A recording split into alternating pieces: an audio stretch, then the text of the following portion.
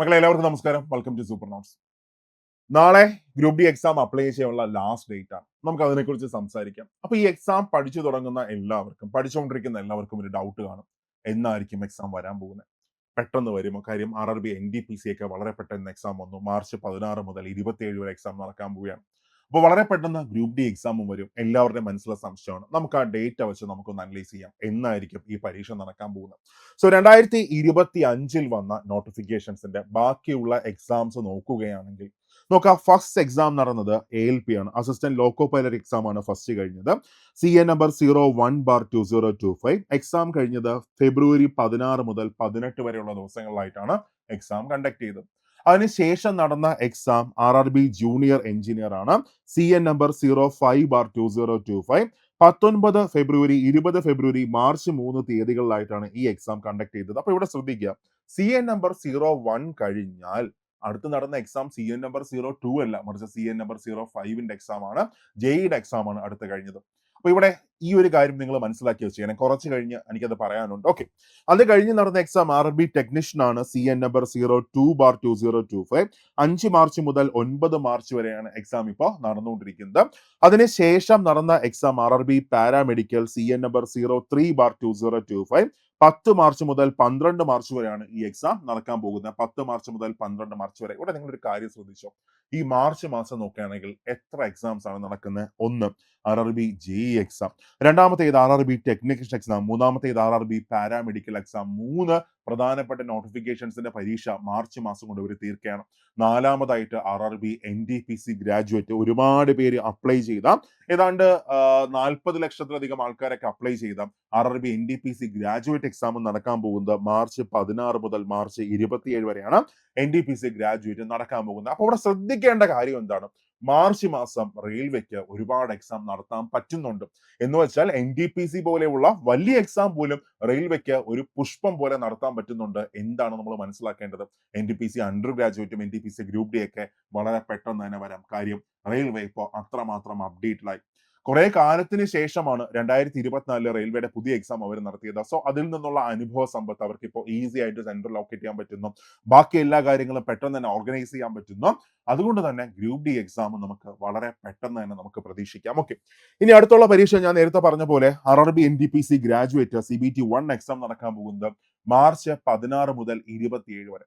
March 16 മുതൽ 27 വരെ NTPC graduate നടക്കാൻ പോവുകയാണ്. ഓക്കെ, അത് കഴിഞ്ഞുള്ള എക്സാം ഏതായിരിക്കും? അത് കഴിഞ്ഞുള്ള എക്സാം നമ്മൾ നോക്കുകയാണെങ്കിൽ RRB NTPC under graduate exam ആണ് നെക്സ്റ്റ് വരാൻ പോകുന്നത്. അപ്പൊ അതിന്റെ CN നമ്പർ നോക്കുകയാണെങ്കിൽ CN നമ്പർ 07/2025. CN നമ്പർ 07/2075 ആണ്. ഈ എക്സാം നമുക്ക് എപ്പോൾ പ്രതീക്ഷിക്കാം? ഒരു ഏപ്രിൽ മാസമൊക്കെ ആകുമ്പോൾ, ഏപ്രിൽ മാസം അല്ലെങ്കിൽ ഏപ്രിൽ മെയ് മാസങ്ങളിൽ നമുക്ക് NTPC അണ്ടർ ഗ്രാജുവേറ്റ് എക്സാം നമുക്ക് പ്രതീക്ഷിക്കാം. മെയ് ഒന്നും പോകാൻ സാധ്യതയില്ല. ഏപ്രിൽ അവസാനമൊക്കെ തന്നെ എക്സാം നടക്കുമെന്നാണ് എന്റെ വിശ്വാസം. ഓക്കെ, അതിനുശേഷം വരാൻ പോകുന്നത് CN നമ്പർ 07 കഴിഞ്ഞാൽ അടുത്ത ഏതാണ്? 08 ആണ്. 08 എന്ന് പറഞ്ഞാൽ NTPC അല്ല, RRB CN നമ്പർ 08 എന്ന് പറഞ്ഞാൽ മിനിസ്റ്റീരിയൽ ആൻഡ് ഐസൊലേറ്റഡ് നോട്ടിഫിക്കേഷൻ ആണ്. ഓക്കെ, അപ്പൊ അവിടെ കുറച്ച് ആൾക്കാർ മാത്രമേ അപ്ലൈ ചെയ്യത്തുള്ളൂ. 2-3 ദിവസം കൊണ്ട് അവർക്ക് എക്സാം കണ്ടക്ട് ചെയ്യാൻ പറ്റും. ചിലപ്പോൾ ഇതിന് ഗ്രൂപ്പ് ഡിക്ക് ശേഷമായിരിക്കും ഈ എക്സാം നടക്കാൻ പോകുന്നത്. അപ്പോൾ അടുത്ത് വരാൻ പോകുന്ന പ്രധാനപ്പെട്ട നോട്ടിഫിക്കേഷൻ വന്നിട്ട് ഞാൻ ഈ പറഞ്ഞ ഗ്രൂപ്പ് ഡി ആണ്. CN number 09/2025. എക്സാം ഡേറ്റ് നോക്കുകയാണെങ്കിൽ നമുക്കൊരു ജൂൺ ജൂലൈ മാസങ്ങളിൽ, ഡേറ്റ് മറക്കണ്ട, ഒരു ജൂൺ ജൂലൈ മാസങ്ങളിൽ നമുക്ക് ഏത് എക്സാം പ്രതീക്ഷിക്കാം? ഗ്രൂപ്പ് ഡി എക്സാം നമുക്ക് പ്രതീക്ഷിക്കാം. പഴയ പോലെ ഒരുപാട് സമയമൊന്നും കാണത്തില്ല. അപ്പൊ നമ്മൾ മനസ്സിലാക്കണം, മുമ്പ് ഡിസംബർ മാസം അല്ലെങ്കിൽ നവംബർ അവസാനം, ഡിസംബർ മാസം, ഫെബ്രുവരി മാസം, ജനുവരി മാസം, ആ മാസങ്ങളിലൊക്കെയാണ് ഗ്രൂപ്പ് ഡി എക്സാം നടന്നത്. ഒരുപാട് താമസിച്ചു. വർഷത്തിന്റെ അവസാനം, ഡിസംബർ മാസം വർഷത്തിന്റെ അവസാനമൊക്കെയാണ് എക്സാം സ്റ്റാർട്ട് ചെയ്തത്. നവംബർ 27 മുതൽ സ്റ്റാർട്ട് ചെയ്തായിരുന്നു. എന്തുകൊണ്ട് കഴിഞ്ഞ നോട്ടിഫിക്കേഷനിൽ ഇത്രമാത്രം താമസം വന്നു? കാരണം ഒരു കേസ് അതിന്റെ പുറകെ ഉണ്ടായിരുന്നു. നോട്ടിഫിക്കേഷൻ വരുന്നു. നോട്ടിഫിക്കേഷൻ വന്നതിന് ശേഷം ക്വാളിഫിക്കേഷനുമായിട്ട് ബന്ധപ്പെട്ട് IT ആണോ അത് 10th ആണോ ക്വാളിഫിക്കേഷൻ, അത് ആ ഒരു കേസിന്റെ പുറകിൽ എക്സാം നീണ്ടങ്ങ് പോയി. പക്ഷെ ഇപ്പൊ ഒരു കൺഫ്യൂഷനും ഇല്ല, റെയിൽവേക്ക് ഒരു ബുദ്ധിമുട്ടും ഇല്ല എക്സാം കണ്ടക്ട് ചെയ്യാനായിട്ട്. നമുക്കൊരു ജൂൺ ജൂലൈ മാസങ്ങളിൽ ഏത് എക്സാം പ്രതീക്ഷിക്കാം? ഗ്രൂപ്പ് ഡി എക്സാം പ്രതീക്ഷിക്കാം. ഇപ്പോൾ ഡേറ്റ് എന്നാണ് ഞാൻ ഈ സംസാരിക്കുന്ന മാർച്ച് 8-നാണ്. April 8, May 8, June 8. അതായത് 3 മാസങ്ങളായിരിക്കും നിങ്ങൾക്ക് കിട്ടാൻ പോകുന്ന 3 മാസങ്ങൾ. അപ്പൊ നമ്മുടെ അടുത്ത കൺഫ്യൂഷൻ വരും, 3 മാസം കൊണ്ട് ഈ എക്സാമിനെ ക്രാക്ക് ചെയ്യാൻ പറ്റുമോ? 3 മാസം മതിയോ നമുക്ക് ഈ എക്സാമിനെ ക്രാക്ക് ചെയ്യാനായിട്ട്? ഇനി തുടങ്ങിയാൽ പഠിച്ചു തീർക്കാൻ പറ്റുമോ? മക്കൾ അതിന്റെ സാധ്യത എന്താണെന്ന് ചോദിച്ചാൽ നമുക്ക് ആ സാധ്യതയും കൂടെ ഒന്ന് അനലൈസ് ചെയ്യാം. സോ ഗ്രൂപ്പ് ഡിയുടെ പ്രത്യേകത, ക്വാളിഫിക്കേഷൻ 10ാം ക്ലാസ് പാസ്സാണ് ക്വാളിഫിക്കേഷൻ വരുന്നത്. വെറും 10ാം ക്ലാസ് പാസ്സാണ്. അപ്പൊ അതുകൊണ്ട് തന്നെ ക്വസ്റ്റ്യൻസിന്റെ നിലവാരവും എങ്ങനെയായിരിക്കും? സാധാരണ നിലയിലുള്ള ക്വസ്റ്റ്യൻസ് ആണ്. നമുക്ക് കഴിഞ്ഞ ഗ്രൂപ്പ് ഡി പരീക്ഷ ഒന്ന് അനലൈസ് ചെയ്യാം.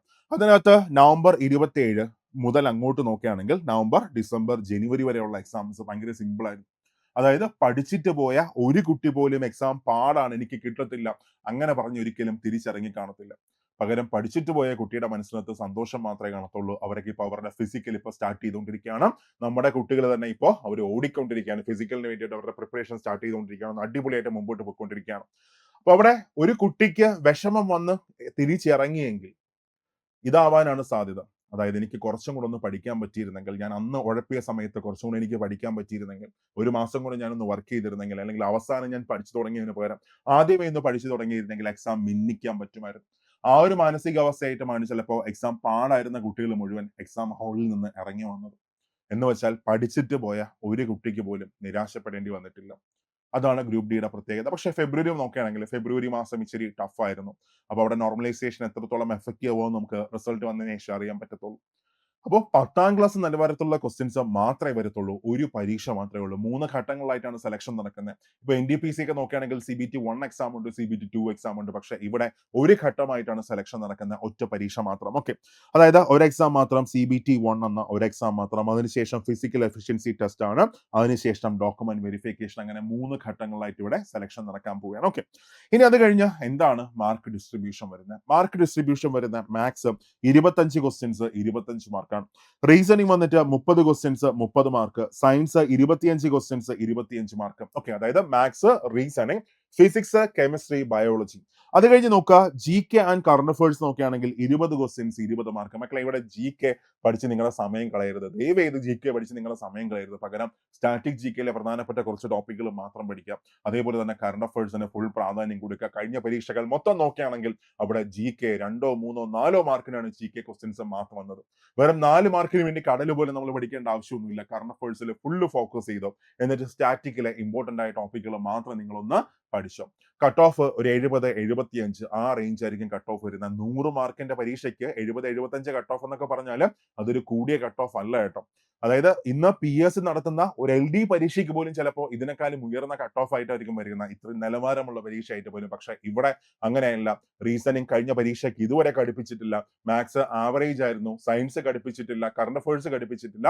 നമുക്ക് സിസ്റ്റമാറ്റിക് ആയിട്ട് നമ്മൾ പഠിച്ചു പോയാൽ, ഒരു ദിവസം ഒരു 4 മണിക്കൂറോ 5 മണിക്കൂറോ നമ്മൾ പഠിച്ചിട്ട് പോയാൽ നമുക്ക് ഈ എക്സാമിനെ ഈസി ആയിട്ട് നമുക്ക് പിടിക്കാൻ പറ്റും. സോ പ്രിപ്പറേഷൻ മസ്റ്റ് ആയിട്ടും സ്റ്റാർട്ട് ചെയ്ത് ഒരു ജൂൺ ജൂലൈ മാസങ്ങളിൽ നമുക്ക് എക്സാം പ്രതീക്ഷിക്കാം. ഓക്കെ, ഇനി നിങ്ങൾ നന്നായിട്ട് പഠിച്ചു തുടങ്ങാൻ ആഗ്രഹിക്കുന്നുണ്ടെങ്കിൽ, അടിപൊളിയായിട്ട് പ്രിപ്പയർ ചെയ്യാൻ ആഗ്രഹിക്കുന്നുണ്ടെങ്കിൽ, നമ്മൾ സൂപ്പർ നോട്ട്സിന്റെ പുതിയ ബാച്ച്, ഗ്രൂപ്പ് ഡിയുടെ ബാച്ച് നമ്മൾ നാളെ സ്റ്റാർട്ട് ചെയ്യാം. നാളെ അതായത് മാർച്ച് 9 അഗ്നി ബാച്ച് സ്റ്റാർട്ട് ചെയ്യുന്നു. ഇവിടെ നിങ്ങൾക്ക് ഏറ്റവും നല്ല ക്ലാസ്സസ് കിട്ടിയിരിക്കും, ഏറ്റവും നല്ല നോട്ട്സ് കിട്ടിയിരിക്കും. ഒരു ഫാക്കൽറ്റി ക്ലാസ്സിനകത്ത് എന്തൊക്കെ പറയുന്നു ആ പോയിന്റ്സ് എല്ലാം ഇൻക്ലൂഡ് ചെയ്തുകൊണ്ടുള്ള പ്രിന്റ് റെഡി ആയിട്ടുള്ള PDF കിട്ടിയിരിക്കും. ആ ക്ലാസ്സിനകത്ത് തന്നെ NCERT മുഴുവൻ കവറായി പോകും. ഓരോ ടോപ്പിക്കിനകത്ത് നമ്മുടെ ഫാക്കൽറ്റീസോട് പറഞ്ഞിരിക്കുന്ന നിർദ്ദേശം ഇങ്ങനെയാണ്: ഫാക്കൽറ്റീസ് ക്ലാസ് എടുക്കുമ്പോൾ NCERT കൂടെ ആഡ് ചെയ്ത് മാത്രമേ പഠിപ്പിക്കാവൂ. അപ്പോൾ പ്രത്യേകിച്ച് പഠിക്കേണ്ട ആവശ്യം വരത്തില്ല. മാത്രമല്ല ഒരുപാട് ക്യാപ്സ്യൂൾസ് അതിനകത്ത് ആഡ് ചെയ്തിട്ടുണ്ട്, ഒരുപാട് റിവിഷൻ സെഷൻസ് അതിനകത്ത് ആഡ് ചെയ്തിട്ടുണ്ട്, ഒരുപാട് ക്വസ്റ്റ്യൻസ് അതിനകത്ത് ആഡ് ചെയ്തിട്ടുണ്ട്. അപ്പോൾ നന്നായിട്ട് നമുക്ക് പ്രിപ്പയർ ചെയ്യാം. ഇംഗ്ലീഷിലും മലയാളത്തിലും നിങ്ങൾക്ക് ക്ലാസ്സസ് കാണാം. അപ്പോൾ ഇഷ്ടമുള്ള ലാംഗ്വേജ് നിങ്ങൾക്ക് ഫോളോ ചെയ്യാൻ പറ്റും. ഓക്കെ, അപ്പോൾ മറക്കണ്ട, മാർച്ച് 9 നാളെ നമുക്ക് കാണാം.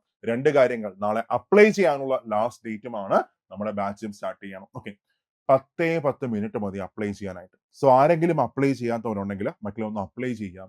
10 മിനിറ്റ് മതി അപ്ലൈ ചെയ്യാൻ, വെറും 10 മിനിറ്റ്. പക്ഷേ ഈ 10 മിനിറ്റ് നമുക്ക് ചെലവാക്കാൻ പറ്റത്തില്ല, അല്ലെങ്കിൽ അപ്ലൈ ചെയ്യേണ്ട, അങ്ങനെയൊക്കെ പറഞ്ഞാൽ നമ്മുടെ ഭാവിയെക്കുറിച്ച് പോലും സ്വപ്നം കാണാൻ നമുക്ക് പിന്നെ അവകാശം കാണത്തില്ല. അപ്പോൾ എന്താണ് നമ്മുടെ ഭാവി? നമ്മളൊരു സാധനം നമ്മൾ എയിം ചെയ്യുന്നു, അതിനുവേണ്ടി പ്രോസസ്സ് സ്റ്റാർട്ട് ചെയ്യുന്നു, അതിനുവേണ്ടി നമ്മൾ പ്രിപ്പയർ ചെയ്യുന്നു. ആ സ്റ്റാർട്ടിങ്ങിൽ തന്നെ മടിയാണെങ്കിൽ നമ്മൾ എത്രത്തോളം മടിയന്മാരാണെന്ന് ആലോചിച്ച് നോക്കിയേ. നമ്മുടെ ഭാവിക്ക് വേണ്ടി നമ്മൾ എന്ത് എഫേർട്ടാണ് കൊടുക്കുന്നത്? ഒന്നും കൊടുക്കുന്നില്ല. സോ നന്നായിട്ട് പ്രിപ്പയർ ചെയ്യുക. അതിനു മുമ്പ് ആരെങ്കിലും അപ്ലൈ ചെയ്യാത്തവരുണ്ടെങ്കിൽ ഒന്ന് അപ്ലൈ ചെയ്തേക്കാം. ഇനി നിങ്ങളുടെ ഫ്രണ്ട്സിനോടെല്ലാം ഒന്ന് ഷെയർ ചെയ്തേക്കുക. നാളെയാണ് അപ്ലൈ ചെയ്യാനുള്ള ലാസ്റ്റ് ഡേറ്റ് എന്ന്. കാര്യം എല്ലാവരും അറിയട്ടെ, എല്ലാവരും പഠിക്കട്ടെ. അപ്പോൾ നമ്മൾ ചെയ്യാൻ പറ്റുന്ന ഏറ്റവും നല്ലൊരു കാര്യം എല്ലാവരും ഒന്ന് അറിയിക്കുക അപ്ലൈ ചെയ്യാനായിട്ട്. വെറും 10 മിനിറ്റ് കൊണ്ട് നമുക്ക് തീർക്കാൻ പറ്റും. അത്രമാത്രം സിമ്പിളാണ്. അപ്പോൾ അതിനുള്ള വീഡിയോസ് എല്ലാം നമ്മുടെ ചാനലിൽ ഇട്ടിട്ടുണ്ട്. എങ്ങനെയാണ് അപ്ലൈ ചെയ്യേണ്ടത്, എങ്ങനെയാണ് ഏതൊക്കെ ഡോക്യുമെന്റ്സ് ആണ് വേണ്ടത്, എങ്ങനെ പ്രൊഫൈൽ ക്രിയേറ്റ് ചെയ്യാം, അതെല്ലാം സൂപ്പർ നോട്ട്സിന്റെ ചാനലിൽ ഇട്ടിട്ടുണ്ട്. അപ്പോൾ അപ്ലൈ ചെയ്യാനായിട്ട് പ്രിപ്പയർ ചെയ്യുക. അപ്പോൾ നമ്മുടെ ബാച്ചിൽ ജോയിൻ ചെയ്യാനായിട്ട് എത്രയും പെട്ടെന്ന് തന്നെ ഈ നമ്പറിൽ കോൺടാക്ട് ചെയ്തോടാം. 8281223366 ഈ നമ്പറിൽ കോൺടാക്ട് ചെയ്തോ. അല്ലെങ്കിൽ താഴെ ഒരു ഗൂഗിൾ ഫോം ഇട്ടേക്കാം. ആ ഗൂഗിൾ ഫോം ഒന്ന് ഫില്ല് ചെയ്തോ. ഒരു ടീം നിങ്ങളുടെ കൂടെയുണ്ട്. ഓക്കെ. മാത്രമല്ല ഇന്ന് മാർച്ച് 8 വുമൻസ് ഡേ ആയിട്ട് ബന്ധപ്പെട്ട് സൂപ്പർ നോട്ട്സിന്റെ ഏത് കോഴ്സ് പർച്ചേസ് ചെയ്താലും ഫ്ലാറ്റ് 20% ഓഫ് ഉണ്ട്. അപ്പൊ അതിനായിട്ട് എത്രയും പെട്ടെന്ന് തന്നെ ഈ നമ്പറിൽ കോൺടാക്ട് ചെയ്തോ. നമുക്ക് ക്ലാസ്സിൽ കാണാം. Thank you.